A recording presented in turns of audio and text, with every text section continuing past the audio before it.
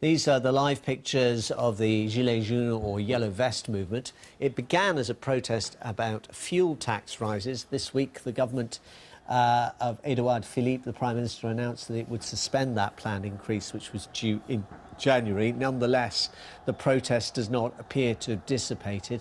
In expectation of trouble this weekend, police have mobilised 90,000 officers across the country, and the Interior Minister spoke yesterday of the protests having created a monster, and a monster it seems the authorities are not entirely sure they know how to control. You can see there are the use both of tear gas grenades and, as we saw over the last weekend, stun grenades as well to try and dissipate protests. Obviously, tear gas, the preferred option at this stage. These protests certainly don't look violent, but it is a question from the police's point of view of containing them. And the thing they always fear on the streets of in Paris is the erection of barricades, which obviously have such a resonance in French history, really, since the revolution back in 1789, and again through the Paris protests in 1870, various stages in the country, in the capital's history.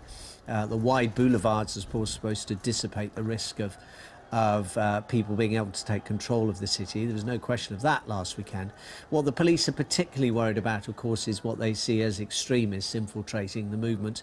This is a movement that has no real leaders or organised structure. It's been able to mobilise quite effectively, not least through the use of social media. There are undoubtedly anarchists involved in some of the protests, far-right campaigners involved in some of the protests.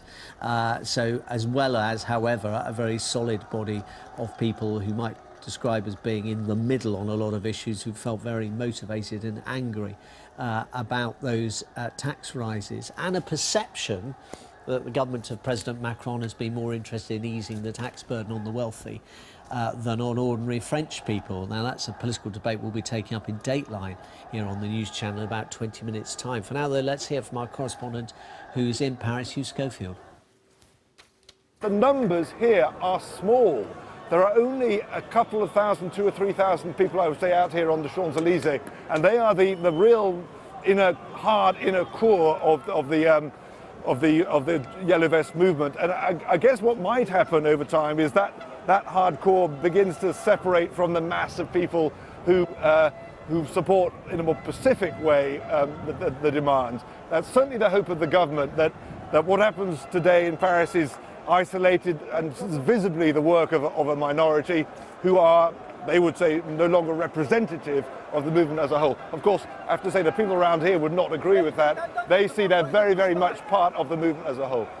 That was Hugh Schofield talking to me an hour ago. This is the scene live now. You can see protesters covering their mouths as they try and get away from what I assume, and I can only say I assume at this stage, is tear gas being deployed by riot police. Again, it's about keeping the numbers spread out and keeping people moving, not allowing them to congregate, not allowing them to create possible sorts of unrest. One of my colleagues was saying that among the various signs and slogans and so on display, you could see a Breton flag, so you can see all the different elements of protest that can come together, a sort of anti-government feeling, and that feeling seems to be running quite high in France at the moment, not just in Paris itself. We've seen various other protests. Of course, there was quite a lot of controversy earlier in the week when a group of school children were photographed having been ordered by police to get down on their knees and have their hands behind their head.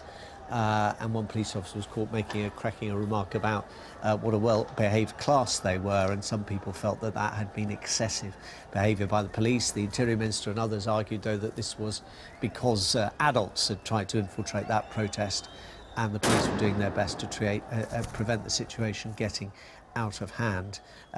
What everyone will be hoping for, it doesn't get as out of hand as it did last weekend, of course, in Paris, when we saw both vehicles set on fire, and of course there was fatality as well.